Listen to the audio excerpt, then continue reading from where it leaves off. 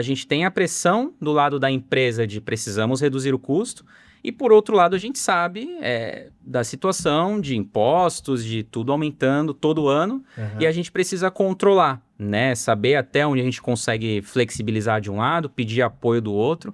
Isso só é possível com relacionamento. Novamente, eu foco muito nessa parte do relacionamento porque é onde você cria laços que vão ser longos, né? Novamente, não é um contrato assinado que te garante uma operação. Qualquer um dos dois lados pode encerrar esse contrato. Sim. Então, além de preço, além de cláusulas contratuais, é relacionamento.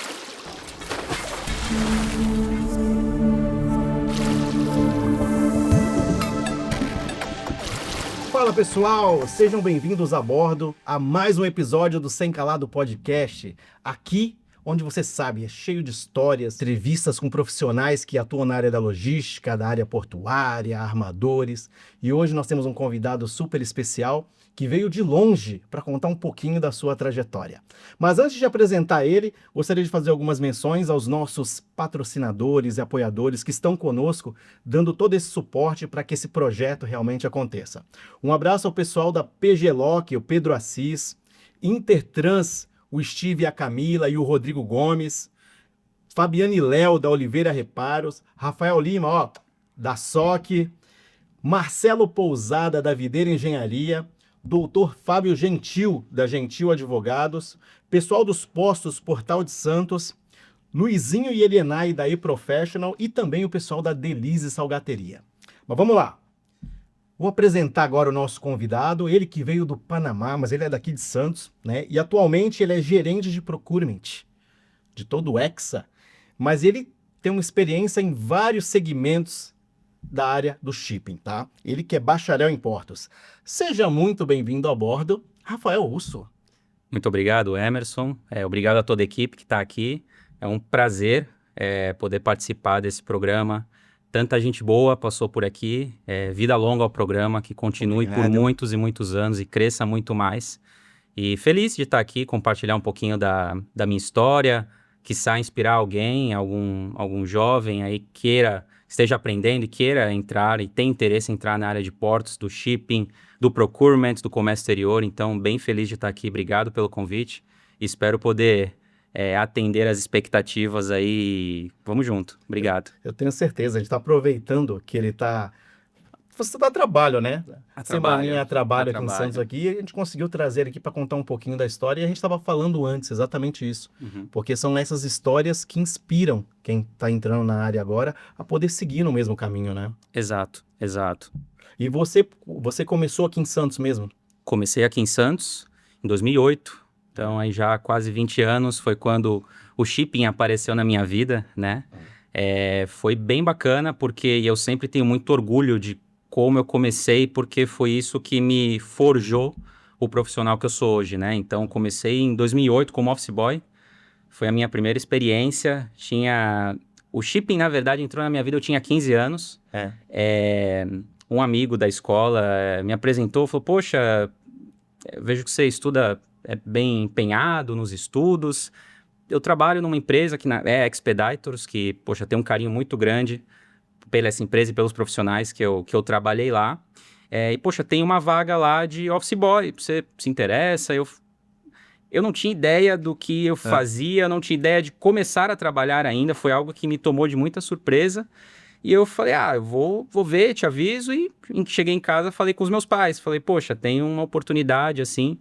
E os meus pais foram bem sinceros, falaram, olha, se é um trabalho digno, se você quer, a gente te apoia. E foi aí que começou, preparei um currículo ali, foi a primeira vez que eu tive um contato com o currículo também, eu não tinha nada, entreguei para esse meu amigo, ele levou, e cerca de 2, 3 dias depois, tive a oportunidade de fazer a entrevista lá, ainda faltavam 2 meses para eu completar 16 anos, que era a idade mínima para poder ser contratado como temporário, enfim, estagiário.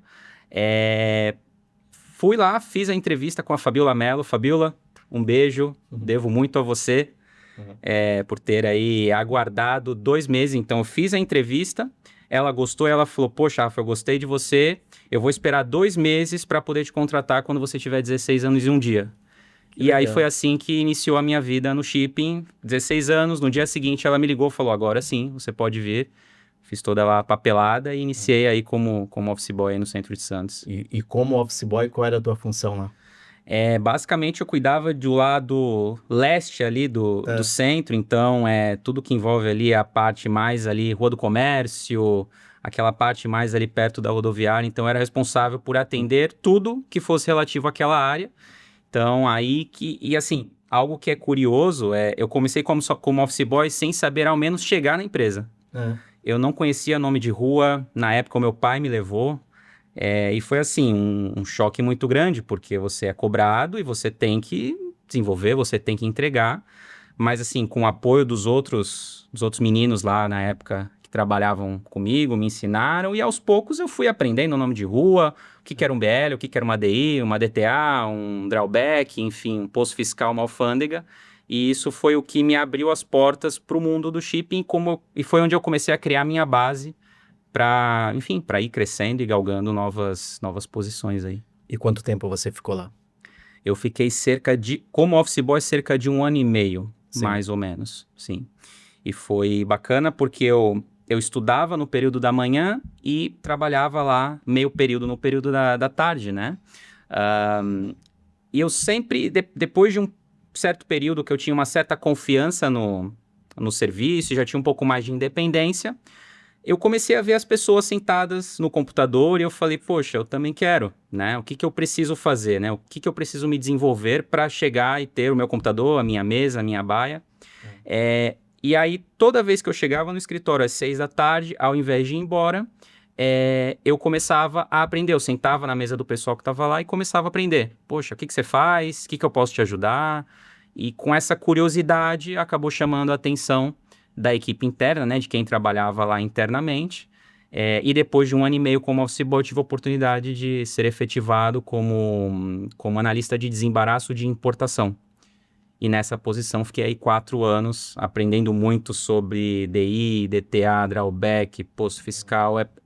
Eu já tinha essa experiência externa, então já conhecia documentos e Sim. tudo, mas ali eu aprendi a executar, da onde eu só levava a DI, mas como ela se originava, né? Sim. Como uma DTA se originava, um drawback, então foi bem bacana, bem bacana. E nesse período também você se formou, né? Sim, nesse período eu comecei a faculdade, eu não tinha ideia também da faculdade que eu queria fazer, mas essa minha iniciação me deu um guia, né, de onde ir aí. E aí foi quando eu comecei minha faculdade de comércio exterior, na sequência fiz gestão portuária e fechei com logística para fechar o ciclo de portos, né, na época que era o chamado bacharel em portos, né, fechar as 3 diretrizes para fechar o ciclo completo aí. E onde foi, em qual faculdade você Na fez? Unimonte. Ah, legal. Fiz na Unimonte ali, então saía para trabalhar às 6 e pouquinho, né? Pegava o ônibus, depois pegava o ônibus até a faculdade e ficava até às 11 e chegava em casa próximo da meia-noite, mais ou menos. Então, foi essa rotina por quase 3 anos aí. Então, Sim. bem puxada, bem puxada. Pô, e aí você já estava ali aprendendo sobre tudo isso, aí você ainda fez a faculdade, qualificou, Uhum. e depois? Você com tudo isso, você já com o estudo na mão, ou a experiência que você já tinha, qual foi o próximo passo depois? Bom, aí, depois de um certo tempo, algo que eu levo isso para mim, eu deixo até como um conselho para quem está entrando e também quem está na área, né? Não se acomode numa zona de conforto, né? Eu acho que a partir do momento que você entra na zona de conforto, você se limita. E eu comecei a entrar em uma zona de conforto depois de mais ou menos 3 anos na posição. Gostava muito do que eu fazia, gostava das pessoas com quem eu trabalhava, mas era algo que eu já não me sentia desafiado.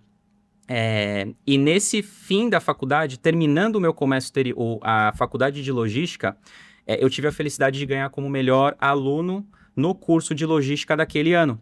E aí eu consegui fazer o meu MBA, né? A faculdade deu, né, como um prêmio a bolsa para poder fazer o MBA. E aí foi quando eu fiz meu MBA em gestão estratégica de negócios. E já aí no fim do meu ciclo como analista de desembaraço também, que eu comecei a galgar novos desafios aí. Pô, que legal. E aí você foi para onde quando você saiu de lá? Aí nesse meu MBA eu conheci uma pessoa, Roberta Marques, um beijo. Obrigado pelo apoio. Ela fazia a mesma faculdade que eu, né? O mesmo curso que eu. Eu sempre vi ela chegando com a cordinha de um armador. Eu gostava muito, eu já conhecia. Eu falei, caramba, poxa, sonho, né? Poder um dia trabalhar aí. Eu queria entrar no ramo de armadores, né? Esse sempre foi o meu objetivo. E um dia eu tomei coragem e falei com ela. Falei, poxa, como que é lá? Você gosta? É legal? Você curte o ambiente? E aí ela me comentou da empresa, falou super bem, comentou como era tudo. E ela falou, poxa, e por falar nisso, há uma vaga lá. Eu falei, poxa, é mesmo? Ela, sim, tem uma vaga, assim, de prontificação de carga. Ela tá aberta nesse momento. O que você acha de se aplicar, né? Faz o currículo, me manda, eu te mando o link para você se aplicar. Eu falei, pô, bacana. E até então eu não tinha procurado vaga nenhuma, eu só tinha a curiosidade e o sonho. Me apliquei nessa vaga e aí tive a sorte de ser chamado para entrevista.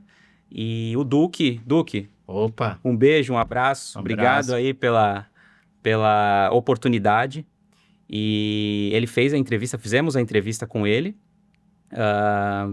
Depois de cerca de 2 semanas, ele me chamou novamente, né? Falou, o RH gostei também de ter falado contigo, gostei da tua experiência, e é você o selecionado. E aí, enfim, fizemos toda a transição de sair da Expeditors para entrar nesse armador, e comecei aí, em 2013, como analista de prontificação de carga. Pô, que legal. E aí começou a sua história. E começou a minha história no mundo de armadores, exatamente. Sim. E como é que foi nesse início para você? Mudou muita coisa ou não? Mudou muita coisa, né? Eu tinha uma visão de um lado da operação e aí tive agora do outro lado, né? Tive do outro lado que era o armador de carga, ou seja, quem tem ali o poder de fazer efetivamente o transporte da carga, de gerenciar navios. Então, assim, mudou bastante o escopo do que eu tinha. Me ajudou muito, né? O conhecimento que eu havia acumulado naqueles anos anteriores me ajudou muito. E aí começou, enfim, aprendendo, sempre curioso em tentar não ficar na zona de conforto. Então, comecei com um serviço pequeno, fui ampliando para outro. A equipe começou a crescer também. Depois de alguns meses, eu acabei me tornando sênior dessa equipe. Então, caramba! Eu consegui ali treinar as pessoas que estavam chegando também. E aí foi começando, fui me desenvolvendo, fui aprendendo. E aí fiquei nessa posição por cerca de 4 anos. Tá. E aí dentro dessa empresa mesmo, aí você foi para outros setores também? Exato. Aí dentro dessa empresa, né, um grupo, foi aberto uma outra empresa, né? Também focada, um armador, mas focado na área na região Américas, né? Sim. E tive a oportunidade, Vivi, um beijo para você também. A Vivi veio aqui Vivi também. Rodrigues, aqui, sim, um super profissional, super feliz de ter trabalhado com ela e com toda a equipe. E aí eu tive o convite para migrar tudo que eu fazia antes, né, como o grupo, migrar somente para essa empresa. Então eu fui selecionado para trazer a prontificação de carga específica para essa empresa que eu trabalhei aí por cerca de 3 anos e meio. Então era basicamente o que eu fazia, mas agora dedicado, né? Sim. E aí você ficou quanto tempo nessa área? Na prontificação, considerando o tempo do completo, cerca de 7 anos, mais ou menos, né? Considerando os 2 armadores que eu trabalhei. E foi aí que veio a oportunidade para você mudar completamente de áreas? E aí vem novamente a questão da zona de conforto. Eu já estava ali, né? Eu era o único dessa equipe, eu era o soldado único ali daquela função. E comecei a entrar numa zona de conforto, aquilo começou a me incomodar. E sempre alinhado com... Acho que isso também é uma dica super importante. Sempre alinhe as expectativas com o seu gerente, com o seu líder direto. Não tenha medo de compartilhar suas ambições. Eu acho que isso é super saudável, né? Isso mostra o teu interesse em querer crescer. E se o teu gerente, se o teu líder está alinhado com você, ele vai te apoiar. E sempre alinhada com a minha gerente da época, eu falei, olha, eu quero ir agora para a área de mais voltada para a operação do navio, né? Que eu gostava muito, sempre via aquilo e sonhava em, poxa, quero estar mais próximo disso. E ok, sempre falando, compartilhando essa minha vontade. Eis que nasce o meu filho, em 2020, no meio da pandemia. Estava de licença paternidade e minha gerente me liga, né?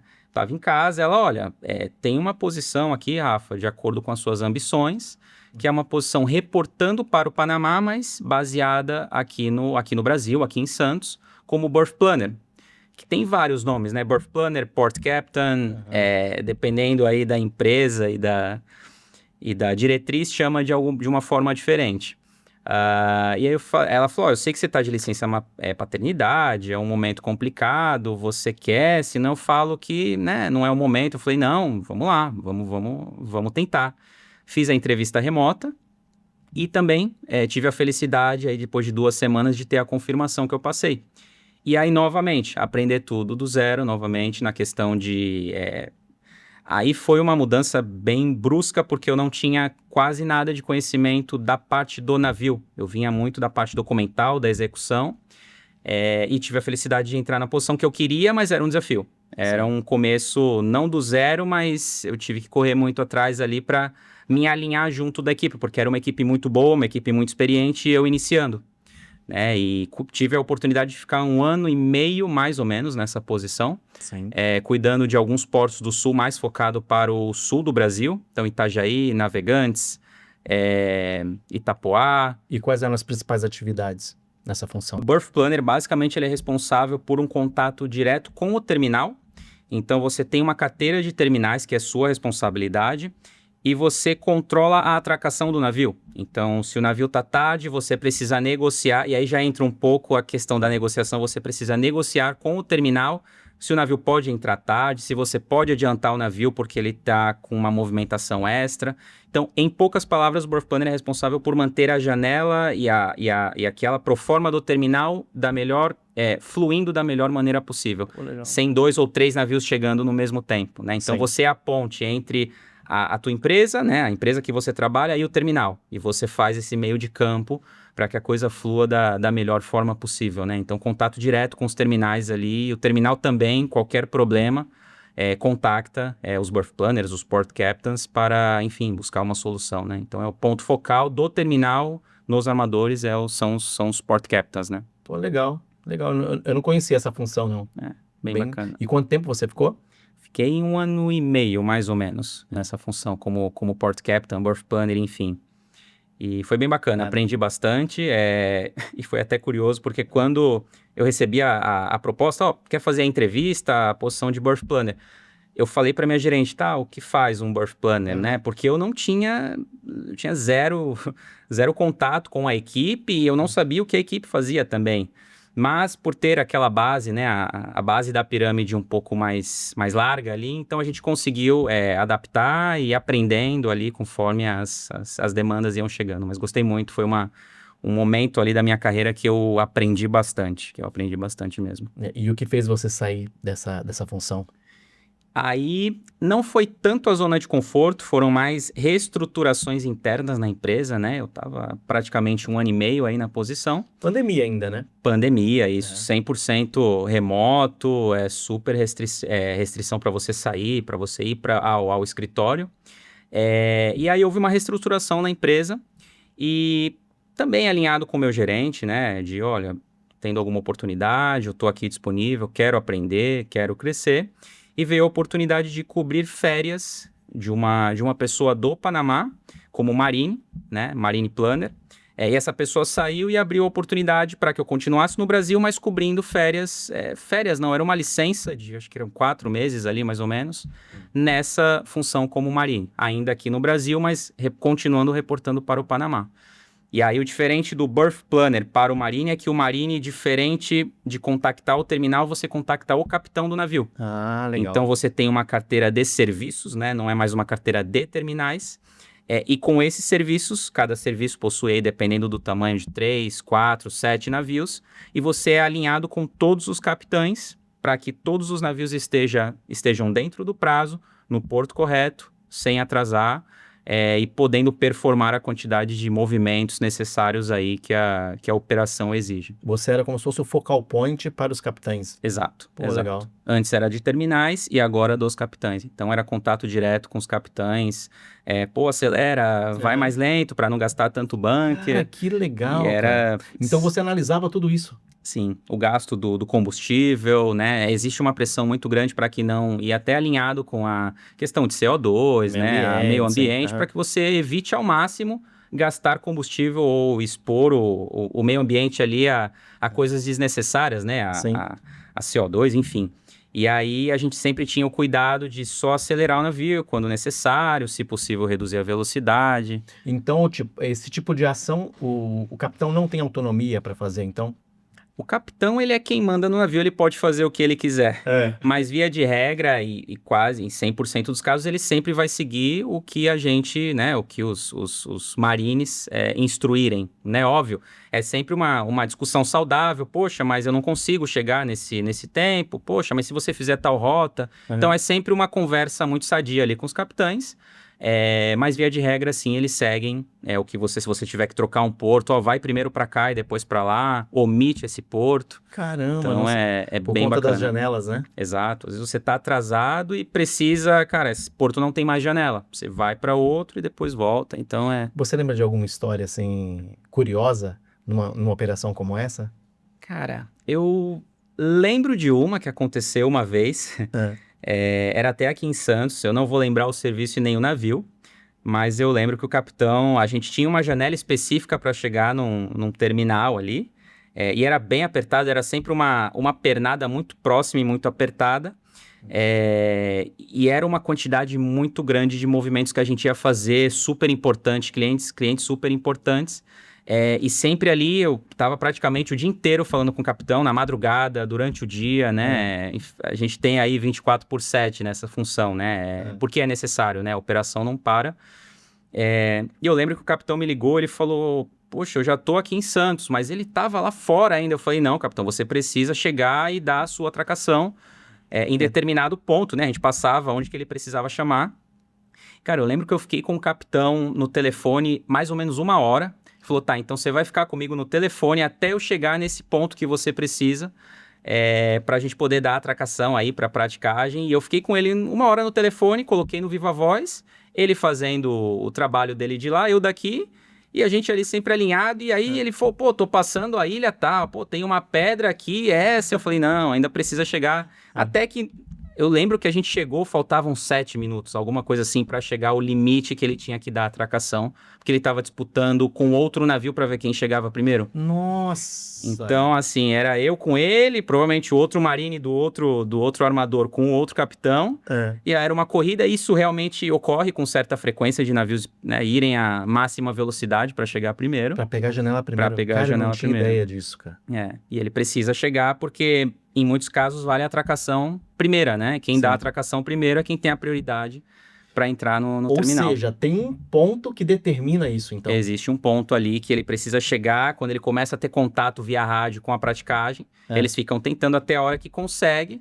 E aí tem ali as estratégias, se chama antes, se chama depois, mas via de regra, assim, tem uma área específica que ele precisa chegar para poder contactar a praticagem e ser considerado como, não, chegou em Santos. Cara, que interessante, cara. Eu não tinha ideia disso. Exato. Bem bacana, aprendi muito aí também, foi bem bacana, assim como a função anterior como focado nos terminais, a parte focado com os capitães, eu gostei bastante também. Sim. Gostei muito. E aí, quanto tempo você trabalhou nessa função? Nessa foi um período mais curto, cerca de 6 meses, mais ou menos, porque era a licença que eu tive que cobrir da outra menina que ia sair. E aí depois você retornou para a tua função ou mudou tudo novamente? Mudou tudo novamente. Eu fiquei muito tempo no começo na prontificação de carga, só que as minhas últimas atribuições foram giros muito mais rápidos, né? E isso foi bom também, acho que foi aí que a gente conseguiu agarrar a experiência, agarrar a experiência e crescer. E nesse meio tempo teve uma reestruturação na empresa e aí é onde entra o Panamá, né? Eu já estava alinhado, eu fui para o Panamá em novembro de 2021, enquanto eu estava nessa função de marine. E lá eu tive a oportunidade de fazer um test drive, né? De conhecer o país, de saber como é a cultura. Por mais que foram 2 semanas só, a gente teve a oportunidade de conhecer lá. E eu gostei muito.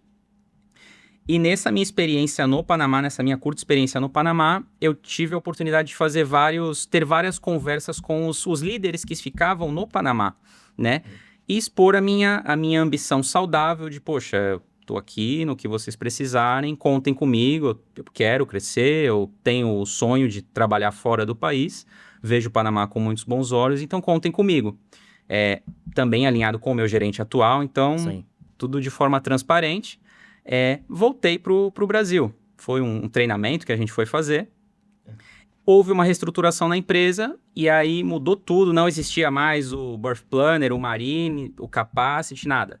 Reestruturaram, eles chamam de Blueprint. Reestrutura tudo e basicamente junta tudo num balde, num balaio só, e aí você vai criando equipes. Agora quem era dessa equipe a gente vai juntar, vai colocar naquela, vai criar essa e vai criar aquela. Eu era o único que estava no Brasil. E tive uma ligação de um dos gerentes do Panamá, falando, a gente tem uma oportunidade aqui na equipe, como Capacity, né, ou Ocean Fulfillment, dependendo da empresa. Você está disposto? Você quer? Eu falei, quero. Eu já sabia o que fazia mais ou menos ali, né, tinha um certo conhecimento. Falei, não, vamos lá. E aí, em junho de 2022, foi quando eu tive a oportunidade de me mover para o Panamá já o fim da pandemia, de aí realmente ter a experiência oficial fora do país nessa posição de Ocean Fulfillment, ou Capacity, né? O responsável pela capacidade do navio. Então, antes era terminal, capitão, e aí a carga, né? No final, a carga responsável por encher o navio ali e deixar ele o mais produtivo possível. Que experiência legal, hein, cara? Sensacional. E aí você foi com a família toda? Aí fui com a família toda. Minha esposa, meu filho tinha 1 ano e meio na época. Foi uma mudança muito grande, mas a gente já vinha planejando isso, né, nas nossas vidas, eu e a minha esposa. Até que veio a oportunidade e fomos juntos. 6 malas aí no avião, vendemos tudo que tínhamos no Brasil e fomos para esse desafio aí. E como é viver no Panamá? Olha, no começo foi uma mudança muito, muito brusca, porque é uma cultura diferente, é uma região diferente do que a gente está acostumado no Brasil, são pessoas diferentes, é um idioma diferente, então tudo é novo, né? Eu tinha experiência de 2 semanas no Panamá, não mais que isso. Então, no começo foi complicado, mas como tudo na vida, a gente vai se adaptando, né? E hoje amo o Brasil muito, mas também amo muito o Panamá, gosto de viver lá. Minha família, também minha esposa, gosta muito, que isso é importante, né? Você tem que estar super alinhado com quem está com você. E eu tenho esse alinhamento com ela, então gosto muito, é um país muito quente, calor o ano inteiro, mas a gente gosta e tem muitas, assim como tudo na vida, vantagens e desvantagens, né? Sim. Mas ao meu ver, comparando o que eu tinha no Brasil, eu acho que lá está sendo mais vantajoso, né? Em relação a muitas coisas. E por enquanto não tenho ambição de voltar. Óbvio, a gente não sabe o dia de amanhã, né? Sim. Se precisar, a gente volta e vai continuar fazendo o nosso melhor. Mas nesse momento tô bem feliz lá. Questão de lazer, Sim. É tranquilo lá? Sim, qualidade de vida, segurança, né? Que é algo que eu prezo muito, ainda mais depois que a gente se torna pai. A gente quer dar uma qualidade de vida para os nossos filhos, para nossa família, para nossa esposa, enfim. E lá eu tenho isso, né? A gente tem segurança, o poder de compra, enfim. É um país muito bom. É um país muito pequeno, né? 2,5 milhões de habitantes, então é como se fosse o tamanho do estado... quase a Baixada Santista. Exato. 2, 3 Santos ali já é o tamanho do Panamá. Então é um país pequeno, tem seus problemas, assim como há em todo lugar.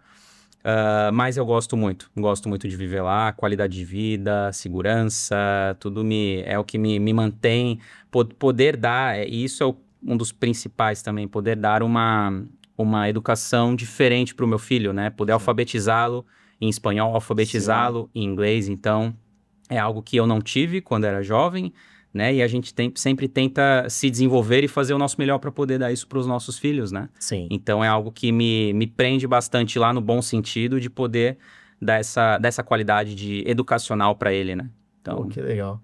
E depois você já mudou também lá no Panamá, né? Já mudei.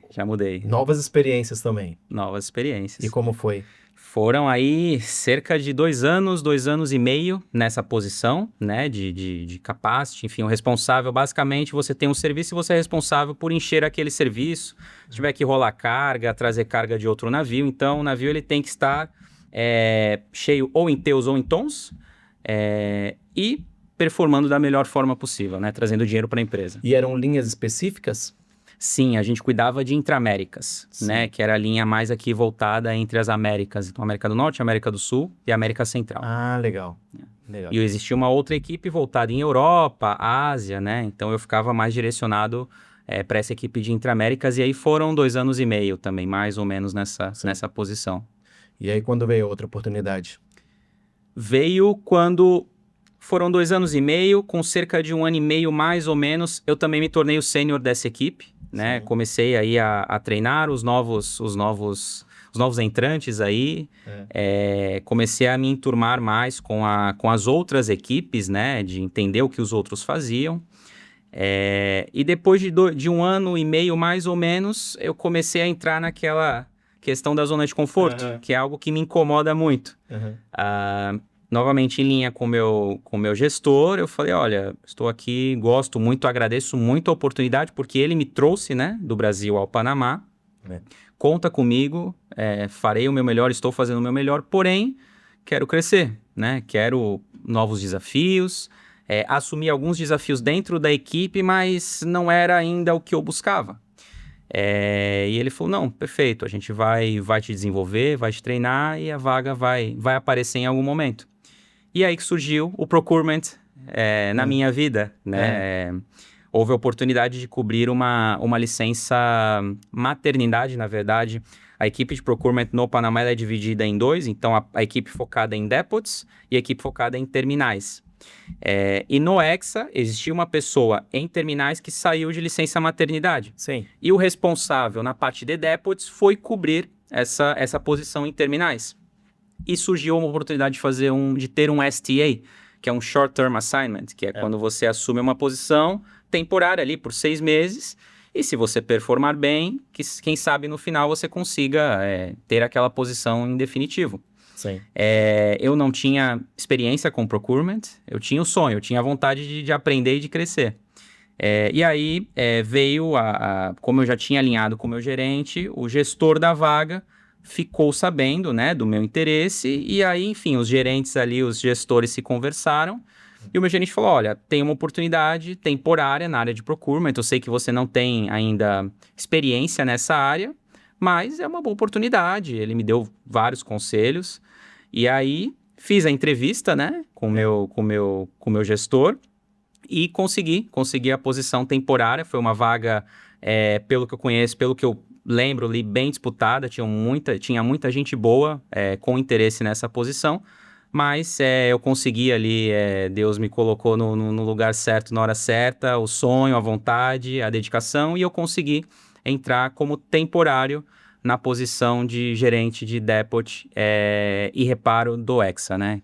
Eu quero até que você explique um pouco para o pessoal o que seria um procurement, né? O que ele Procurement. faz. Só que daqui a pouco que a gente vai fazer a tradicional pausa, mas é rapidinho. Aguenta aí que a gente já volta e ele vai explicar tudo. Até mais.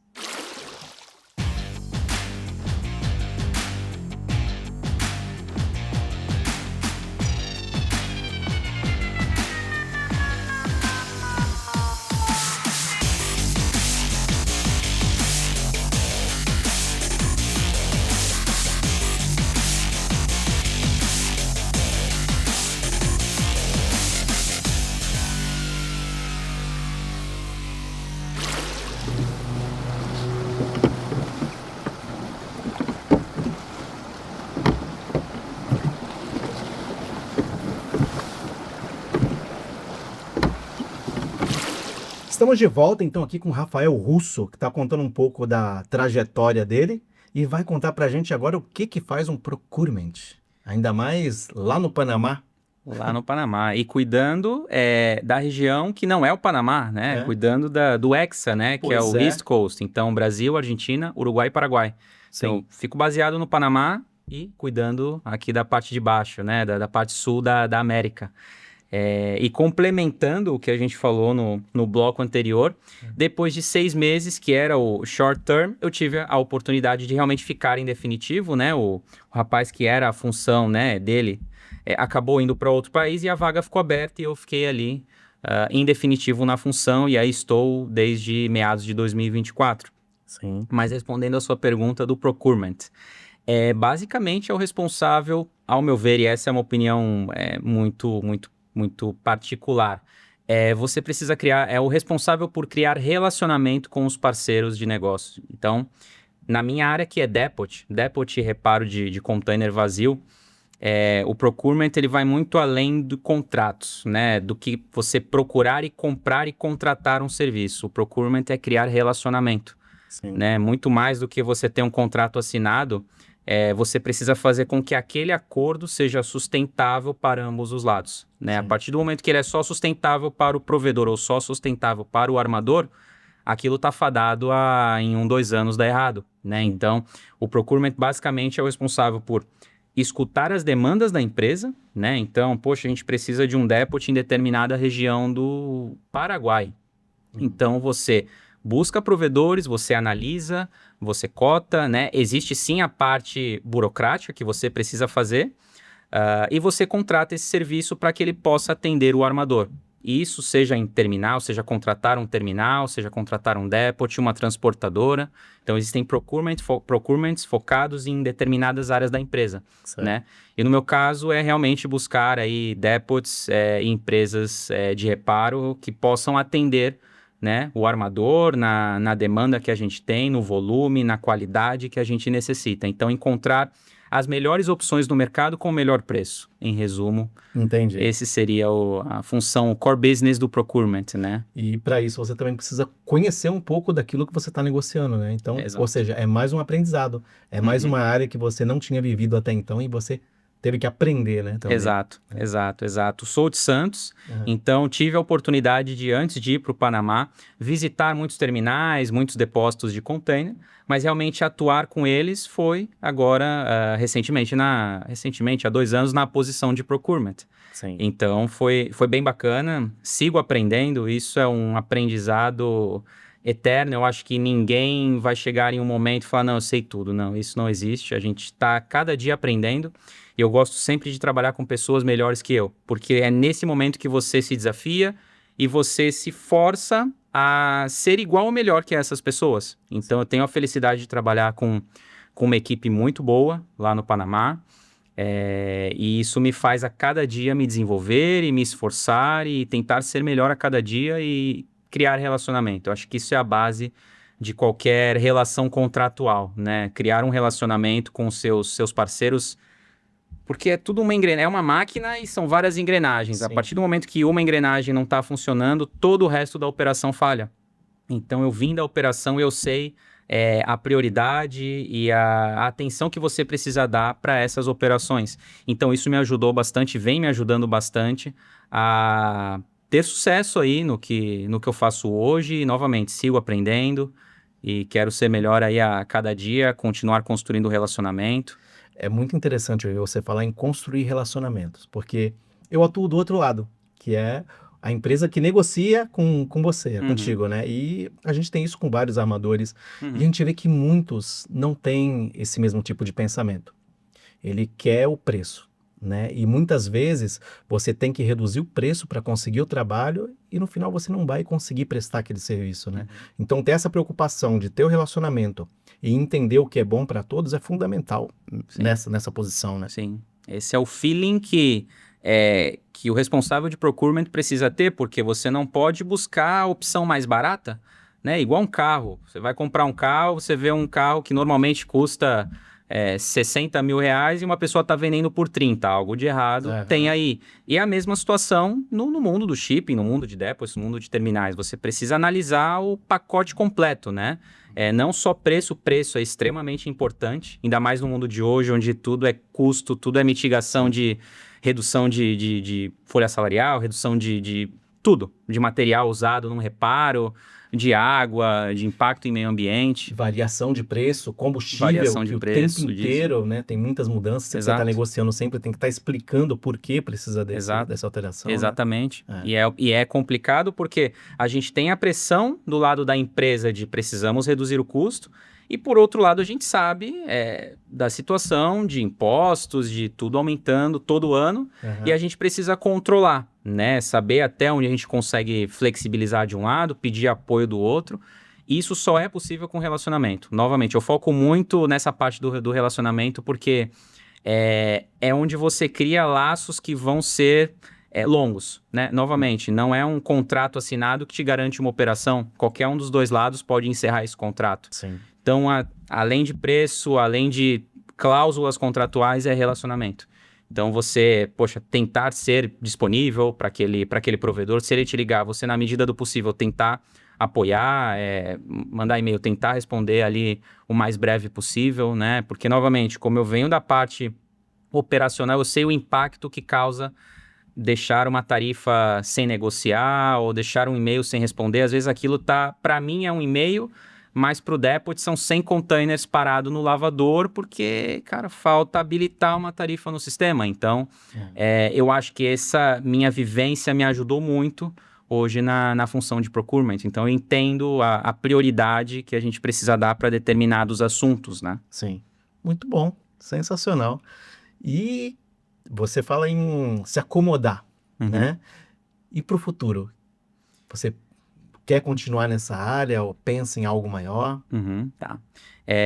Ainda não cheguei na tal zona de conforto. Ainda estou um pouco longe dela, então tenho muito que aprender, tenho muito que me desenvolver e eu acho que isso é saudável. Existem zonas de conforto que chegam mais rápido e outras demoram mais. Então eu sei que eu estou aí, não estou nem na metade do caminho ainda, sigo empenhado, curioso, mas ainda tô longe da zona de conforto. Gosto muito, não era algo que eu tinha experiência, mas eu gosto muito do que eu faço hoje, então eu me vejo na parte comercial, na equipe de procurement para o futuro, então não me vejo saindo dela. É óbvio, a vida é muito, muito, muito complicada, às vezes a gente precisa mudar, enfim, mas nesse momento, enquanto eu puder, eu gosto muito, gosto da equipe, gosto muito da empresa e quero continuar aí me desenvolvendo, aprendendo e fazendo bons negócios, né? Que bom, sensacional. E eu posso dizer para você que eu atuo, né? Então eu estou presente em depots, então em vários desses parceiros que você negocia e todos falam muito bem de você. Então você tem a certeza que você está fazendo um excelente trabalho. Eu agradeço e que bom, fico feliz aí e, novamente, relacionamento. Tento criar relacionamento com todos, apoiar sempre que é possível apoiar. Nem sempre vai ser possível, mas a partir do momento que você justifica, que você dá uma resposta, que você atende a pessoa, você alinha com ela, você gerencia a expectativa. Então, isso ajuda muito a se apoiar em momentos de subida e descida. A gente sabe que os custos hoje em dia alteram muito para cima e alguns para baixo também, mas criar relacionamento é a base fundamental para quem tem interesse em fazer parte, em trabalhar como procurement. Perfeito, muito bem. Agora vamos mudar um pouquinho o rumo da prosa. Bora. Nessa tua experiência, nessas mudanças, Brasil, Panamá, passando por várias áreas, tenho certeza que você tem muitas histórias interessantes, mas eu queria uma história marcante, uma história engraçada para você poder contar pra gente. Legal. Eu tenho uma história que isso me marcou faz muito tempo, não vai ser agora da área de procurement, faz muito tempo, mas que me marcou e ela foi engraçada e atípica ao mesmo tempo, e era da época que eu era office boy, eu comecei como office boy. Via de regra, hoje em dia já está mudando um pouco, mas os prédios antigamente eram mais velhos, né? Parte de elevador, era um pouco mais arcaico. Principalmente no centro, Principalmente no centro e principalmente na área que eu cuidava ali. Eu lembro que uma vez eu tava em um prédio, não vou lembrar exatamente qual, em uma das minhas dezenas de subidas e descidas de elevador, que é o que o office boy faz o dia inteiro, né? E além de andar na chuva, no sol, então parabéns a todos os office boys. Bem lembrado. É um trabalho é muito importante, né? E forja muito a pessoa, Então, levem a sério, é uma função difícil, mas que se aprende muito. E eu aprendi muito aí. Não, e é importante dizer isso aqui também. Várias das pessoas que vieram aqui, que hoje são diretores, gerentes, CEO das empresas, começaram como office boy, né? Então, Sim. lembre-se disso, é bem, bem importante, né? Sim, tenho muito orgulho de ter começado nessa função, né? E sempre que me perguntam, eu sempre falo, não, realmente comecei e, poxa, se você tem a oportunidade de começar por um lado, acho que essa é É essencial, né? principalmente para os jovens, né? Que hoje em dia eu sei que às vezes não querem tanto funções que demandam um pouco mais de esforço físico ali, chuva, sol, mas é uma função que você aprende muito. Você aprende muito e eu levei isso muito a sério. E em uma das minhas dezenas de subidas e descidas, não lembro o prédio, mas eu sei que eu subi no elevador, eu e mais 3 pessoas, mais um rapaz um pouco mais jovem também e 2 senhores. E nessa subida de elevador, não sei o andar, enfim, não vou lembrar aí exatamente, o elevador parou, o que é algo normal, assim, a gente vivencia como office boy isso algumas vezes aí ao mês, né? Normal, e a gente já sabe mais ou menos qual é o processo, daqui uns 5 minutos volta e tal. E o elevador parou ali naquele momento, tinha um outro menino office boy ao meu lado, a gente olhou e falou, não, daqui a pouco volta. Mas tinha um senhor com um pouco mais de idade, e ele começou a ficar um pouco desesperado, e era um elevador pequeno, antigo, estava com a pasta dele na mão, e ele começou a ter algum tipo de crise, enfim, crise do pânico, que a gente sabe que para algumas pessoas é assustador ficar em espaços pequenos ali, preso. E ele começou, o que a gente faz? Vamos abrir a porta? A gente, não, tem que esperar que daqui a pouco volta. Deu uns 2, 3 minutos, não voltou. A paciência dele acabou, ele falou, não, olha, poxa, eu tenho filhos, eu tenho minha neta, precisa de mim em casa, não, vamos rezar? Falei, e a gente olhou assim... A gente não vai criticar, é a crença dele, e também não vai falar que não para não deixar a situação pior ainda. Sim. Eu sei que todos deram as mãos no elevador, colocamos nossas pastinhas no piso e ele começou a rezar, enfim, pedir ali que o elevador voltasse, a gente, óbvio, vamos tentar, né, óbvio. E realmente o elevador começou ali no meio da oração do senhor, começou a voltar e começou a descer. E ele cada vez mais fervoroso ali na prece. E resumindo, a gente chegou no térreo, tinha umas 20 pessoas esperando o elevador abrir, tinham 4 pessoas de mãos dadas no elevador, rezando. E a porta abriu, o pessoal não sabia se ria, se ajudava ele, se nos ajudava. Enfim, eu sei que ele saiu do elevador totalmente desesperado, agradecendo a Deus, agradeceu a gente, esqueceu o que ele precisava fazer naquele prédio e foi embora. Então, assim... Foi uma situação atípica, só aconteceu uma vez comigo, mas que me marcou, assim. Então, não sei se o senhor que rezou comigo naquele dia está vendo, e então um abraço, nunca esqueci. E foi algo atípico, mas assim, não era o momento de falar não, e a gente está ali no mesmo ambiente, se isso vai ajudar, e eu acredito que ajudou realmente, eu creio nisso. E foi algo bem curioso, atípico, engraçado, mas que no final teve um final feliz. Pô, que legal. Até é legal falando isso sobre pessoas, né? Pode ter a tecnologia, pode ter tudo isso que está acontecendo hoje que a gente está vivendo, mas sempre as pessoas serão a parte mais importante de tudo que a gente vive, né? Sim. E até por falar nisso, né? Vem essa parte agora de homenagens, né? Pessoas que foram importantes na tua carreira. Você já citou alguns nomes aí, mas agora é o momento de você olhar ali para aquela câmera e fazer as suas homenagens. Legal, legal. Mencionei algumas pessoas que fizeram parte da minha vida, falei mais da parte profissional. Então aí, Duque, o próprio Max, que já veio aqui, trabalho com ele também, cara super importante aí, trabalhamos juntos, um abraço. O Duque, a própria Vivi, Viviane Rodrigues, um abraço. O Rodrigo Teixeira, também tive a felicidade de trabalhar com ele, um super profissional. Então, pessoas marcaram a minha vida profissional e agradeço a todas elas. Eu não consigo mencionar todas, seria injusto, mas quem sabe e fez parte no passado e no presente, sabe disso. Então, um abraço a todos vocês. Mas eu não posso deixar de mencionar a minha família, né? Então, começando pelos meus pais, que acreditaram no poder da educação. Então, assim, meus pais sempre acreditaram que a educação forja o ser humano, e realmente eu confio e acredito nisso. Então, Meu pai sempre trabalhou muito, nunca tivemos luxo em casa, mas ele nunca deixou faltar nada. Então, e sempre ali, mesmo com pouco estudo, sempre me apoiando e me forçando a estudar, a não faltar, a fazer cursos. Graças a ele, eu consegui ter o meu curso de inglês quando era jovem, meu curso de espanhol. Então, a educação forja o ser humano, então agradeço muito aos meus pais. Muito do que eu conquistei é graças a eles. Não poderia deixar de mencionar a minha esposa. Lid, te amo. Um beijo.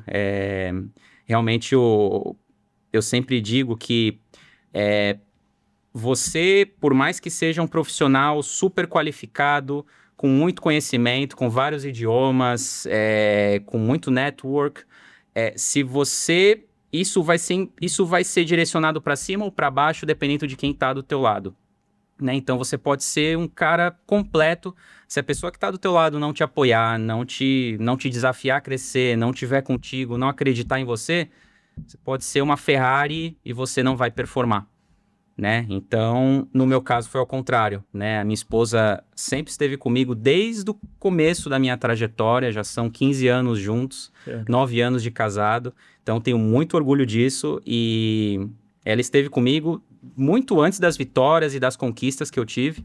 Ela sempre acreditou em mim. Se não fosse ela, eu não teria conseguido nem metade, nem um terço do que eu tenho hoje, do que eu conquistei hoje e do que eu venho conquistando, porque ela segue me apoiando, ela segue me desafiando. Então, é quem me levou para cima. Ela é quem me motivou e me motiva todos os dias a eu fazer o meu melhor, a eu me desafiar, a que eu possa crescer também. Então, amor, te amo, tudo por você. E, óbvio, meu filho, que é a minha inspiração, né? É para quem eu quero deixar um legado, né? Eu sempre tenho o espelho do meu pai, do que ele fez por mim, e eu quero fazer melhor ainda para o meu filho, né? Então, é quem me inspira a todo dia acordar, a fazer o meu melhor, a deixar realmente um legado. Então, eu quero que ele, se ele cumpre 6 anos agora, então, Pietro, pai Que te legal. ama. Então é com quem eu quero quando ele tenha seus 10 anos aí, que ele possa ver esse episódio, que ele possa ter orgulho do que eu deixei para ele, do tanto aprendizado, valores, que é o que o meu pai me passou muito, meu pai e minha mãe, e é o que eu quero deixar para ele, né? Que o ser humano, que não é só dinheiro, não é só status, é realmente você ter seriedade, você ter caráter. Isso são coisas que forjam e a partir daí ele vai brilhar. Então, você tem que dar a base e deixar que ele direcione o caminho aí conforme ele achar melhor. Mas o que eu posso fazer por ele, eu e a minha esposa, que também se dedica muito, trabalha bastante. Então, nós dois estamos fazendo o possível aí por ele. Então, são os pilares da minha vida aí, os meus amigos de trabalho, meus pais e a minha esposa aí e meu filho, que são tudo para mim. Parabéns, parabéns. Obrigado. Esse depoimento diz muito sobre você, sobre o profissional que você é, sobre a pessoa que você é. E isso que me deixa feliz de estar aqui nesse podcast, de poder trazer pessoas como você, contar sua história, conhecer sua história, né? Conhecer esse teu lado, que é muito legal. Então, obrigado por ter vindo. Estou muito feliz com a sua história. Eu que agradeço. Vamos agora para mais um quadro. Bora. Né? Papo de Convés. Aqui através do nosso parceiro Amazon, você vai indicar um livro e nós vamos oferecer esse livro com super desconto aí para a galera que quiser comprar esse livro. Tem algum livro marcante para você? Tenho alguns, né? Mas especificamente um que me marcou bastante e ele começa a fazer sentido conforme a sua carreira vai crescendo. É O Monge e o Executivo. Sim. Né? É um livro muito bacana, que não vou dar spoiler, né? Tem que ir lá e comprar. Mas é um livro que te ensina aí que a liderança não é impositiva, a liderança também é servir, né? Então, não só a liderança, né? O relacionamento com as pessoas, basicamente, aí, resumindo bastante, é a história de um executivo que foi para um mosteiro, né? Ali, ter o seu ano sabático, e lá o monge era um ex-executivo, e aí eles começam a conversar e ter, óbvio, o aprendizado ali, que é um livro que me marcou bastante, é um livro que você consegue rapidamente aí ler, e ele te dá muitos gatilhos positivos aí, mesmo para quem não é líder, para quem não é gerente, para quem não é diretor, mas você prepara o terreno para, com certeza, um dia, quando você crescer. É um livro que me marcou bastante e gostei aí. Gostei bom. de lê-lo. Excelente indicação. Então, você que está acompanhando aí, pode olhar na sua tela aí, tem um QR Code, você vai acessar e vai conseguir comprar esse livro com super desconto do Sem Calado através do nosso parceiro Amazon. Isso Muito aí. bom. E estamos chegando ao final, né? Queria Passou novamente, muito rápido, né? Passou rápido. Quando o papo é bom, flui, Exato. né? Muito obrigado por você ter aceito o convite, ter aproveitado esse momento que você tem aqui, rápido, né? Ter dedicado um tempinho para poder estar aqui contando um pouco da sua história. Foi muito legal para mim, tenho certeza que foi muito bom para todos que estão acompanhando também. Uma trajetória de sucesso, um ser humano sensacional que eu pude conhecer agora nesse momento. Parabéns. Obrigado novamente pelo convite, por toda a equipe aí presente em fazer isso acontecer, que seja eu sempre no começo, quando eu via os primeiros episódios, falei, caramba, que bacana, faltava isso, né? Faltava um programa dedicado para nossa gente, né? Mas que também pudesse inspirar outras pessoas, né? A gente vê a logística, enfim, o shipping, para a maioria das pessoas, ele é invisível, né? Mas tudo que a gente bebe, que a gente toca, depende da logística. Então, expor isso positivamente para todas as pessoas, né? Porque é um programa global, é muito positivo. Eu espero que tenha vida longa e muita gente boa passou por aqui. Eu tenho certeza que muita gente boa ainda vai passar. Então, parabéns pela iniciativa, por todos os apoiadores aí, que realmente que vocês consigam seguir aí e vida longa ao Sem Calado. Obrigado novamente pelo convite. Eu que agradeço mais uma vez. E para a gente encerrar agora, vamos para o último quadro. Aqui que não falta é quadro. É isso aí. Agora, a deriva. Então, eu vou falar algumas palavras e você vai dizer o que você quiser sobre elas. Você já falou bastante sobre sua família, né? E é até um praxe, né? A gente falar sobre a família aqui, mas eu considero bastante importante, né? Você falou da sua esposa, do seu filho, mas os seus pais também foram importantes para a tua trajetória também? Sim, foram e são muito importantes, né? Mesmo estando no Panamá, eles estão aqui, firmes e fortes. Sempre que possível eu volto, pelo menos de 2 a 3 vezes por ano, volto para vê-los, para trazer o meu filho também. E os meus pais, minha mãe, foram pessoas que, novamente, sem eles, metade disso não estaria acontecendo. Então, o poder da educação foi o que eles consideraram como mais forte, o que mais poderia me levar para cima, e realmente foi. Novamente, não tínhamos luxo naquela época, mas nada faltou. Então, meu pai, mesmo trabalhando muito, então ele consequentemente ficava muito tempo fora de casa, ele era taxista, então ele saía super cedo, voltava super tarde, para poder dar uma qualidade de vida para a gente, né, na medida do possível e nas condições que se podia. Então, senhor Giuseppe, um beijo, obrigado por tudo. Para minha mãe, Dona Beth, ela não vai deixar eu falar o nome verdadeiro dela, então é Dona Beth, ela não gosta do nome verdadeiro dela. Mas é isso, então forjaram um ser humano e eu estou usando eles como base. O que eu recebi de caráter, de educação, de respeito, é o que eu tento passar para o meu filho, né? Então a base, basicamente eu estou transacionando o que eu aprendi e acrescentando mais coisas boas aí para o meu filho também. Então foram a base de tudo aí. Não, e eu tenho certeza que eles estão cheios de orgulho do filhão. Isso aí. Mas vamos falar sobre Panamá, né? Você demonstrou aí que tem um carinho muito grande pelo Panamá e você é santista. Sim. Se você tivesse que escolher entre Santos e Panamá hoje, onde você escolheria viver?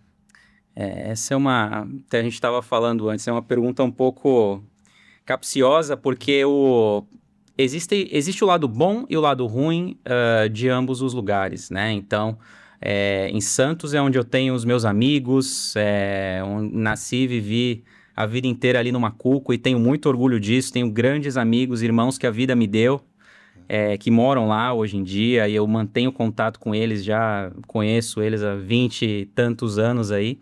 Então, Santos traz essa proximidade com a família, né? De você poder estar perto da tua família, perto dos teus amigos. A comida no Brasil é muito boa, então a comida em Santos também é extremamente boa e é algo que a gente não tem lá, né?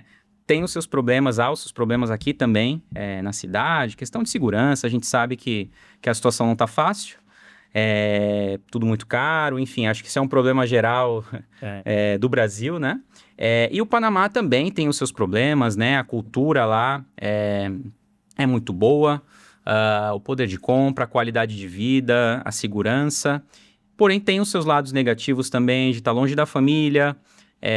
Por mais que o brasileiro seja super receptivo, e o brasileiro é super receptivo, no panamenho é um pouco menos. Então, assim, a gente sente essa diferença quando chega nos locais, de você realmente ser um estrangeiro. E eu acho que é natural, cada país vai ali priorizar e vai receber melhor, enfim, quem é da sua mesma tribo, da sua mesma região, do seu mesmo país. Então, isso eu sinto um pouco lá.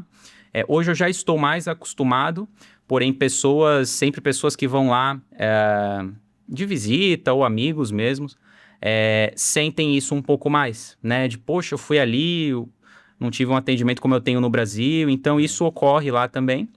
Mas hoje eu ainda fico no Panamá, mas sempre que possível vindo para Santos, vindo para o Brasil, até porque eu venho profissionalmente e pessoalmente aqui, né? Minha família toda é daqui, então vejo meus amigos e também eu preciso estar aqui com certa frequência durante o ano para visitar os nossos parceiros de negócio, não só em Santos, mas no Brasil inteiro, né? De Manaus até o Paraguai, Uruguai. Então, eu acho que seria isso. É um meio termo, não tem hoje como... Novamente, se houver a necessidade de voltar, voltamos e continuaremos fazendo o nosso melhor aqui, mas hoje eu vejo que existe muita coisa para aprender e para se desenvolver lá e também não quebrar esse ensinamento, essa aprendizagem que o meu filho está tendo. Legal. Né? De poder se formar e se alfabetizar em inglês e em espanhol. Então, isso é algo que, nesse momento, se eu puder não quebrar, eu mantenho da forma que está, mas a gente sabe que o futuro a Deus pertence e a gente vai estar preparado para qualquer nova oportunidade. Hein? A experiência que você viveu no elevador quando você tinha seus 16, 17 anos, te marcou, tanto é que você lembrou dela ainda hoje e contou, né? Hoje, né, uma analogia que você faria no teu dia a dia hoje com aquela situação que aconteceu lá, o que poderia se comparar?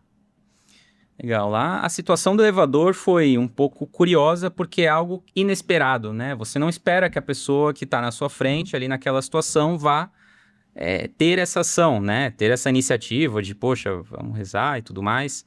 E se eu puder levar isso um pouco para a minha realidade, durante as negociações, principalmente as negociações face-to-face, né? Quando você visita um provedor ou um provedor lhe visita e você tem ali realmente uma negociação de mesa a mesa, assim como no elevador eu precisei ter uma reação rápida e não ser deselegante, mas também, enfim, pôr a minha ideia, e isso ocorre nas negociações. Então, hoje em dia, a maioria das negociações não são presenciais, até pelo fato de eu estar no Panamá, mas existem negociações que a gente faz pessoalmente, né? E você também precisa agir rápido, pensar rápido, não ser deselegante, porque ali, novamente, volta na questão do relacionamento, você não pode ser rude ou tratar mal a pessoa, você não pode se considerar que está numa posição superior. Não, aqui são duas pessoas brigando no bom sentido pelo benefício da sua empresa e você tem que chegar no meio termo, né? Então, levando um pouco a questão do elevador, a mesma coisa, agir rápido, pensar rápido, não ser deselegante, que eu tentei não ser deselegante com o senhor da época. E, óbvio, tentar ajudar na medida do possível, que é o que hoje eu tento fazer, né? Se eu posso ajudar, se eu posso dar a mão para a pessoa, vamos fazer. Se estiver dentro do meu alcance, faremos. E se não estiver, tentar explicar o porquê não está e gerenciar a expectativa, né? Então, seria um link aí entre o que aconteceu naquela época e o que ocorre hoje. Muito bom, saiu muito bem. Boa. Agora, para a gente finalizar, né? Você falou muito em zona de conforto, né? O que te tira da tua zona de conforto? Eu me identifico na zona de conforto quando eu paro de ter aquela vontade de ir todo dia para o trabalho e falar, caramba, mais um desafio, mais uma negociação, mais um terminal para falar, mais uma carga para ajustar. Então, quando eu chego nesse momento de zona de conforto, eu busco sempre sair dela. E o que me tira dela é aumentar o meu nível de curiosidade. Então, se hoje eu estou aqui trabalhando na equipe, seja de depots ou de terminais ou de transporte, enfim, eu começo a olhar para o meu redor e falar, caramba, eu tenho contato com aquela pessoa, ou aquela pessoa eu vejo que ela viaja muito, ou que ela tem muita chamada, por que que ela tem essa quantidade, né, seja de viagens, de trabalho, enfim. E eu começo a me aproximar dessas pessoas e aprender, e me colocar disponível para ajudar. Então a zona de conforto me incomoda, tanto que ali no fim no passado recente foi o que me fez crescer mais rapidamente, né? Novamente ainda não cheguei nela, mas quando eu chegar com certeza eu vou começar aí, ainda estou aprendendo, novamente aprendo a cada dia, então ainda estou me desenvolvendo, mas óbvio, quando eu chegar na zona de conforto, farei o possível para olhar para o lado e ver o que eu posso fazer de diferente, seja até na mesma equipe, né? No mesmo time você pode ter uma rotação ali de região, cuidar de um outro serviço, então é isso que vai me tirar da zona de conforto quando eu chegar nela, ainda não cheguei, estou aprendendo aí a cada dia. Sensacional. E assim encerramos mais um episódio do Sem Calado Podcast. Muito obrigado mais uma vez por você ter acompanhado. Eu tenho certeza que vocês curtiram essa história o tanto quanto eu curti. Já sabe, curtam, compartilhem com os amigos e vocês já sabem que toda quinta-feira às 19 horas tem um episódio novo. Valeu, pessoal. Um abraço. Valeu, garoto. Foi? Bom, show. Boa.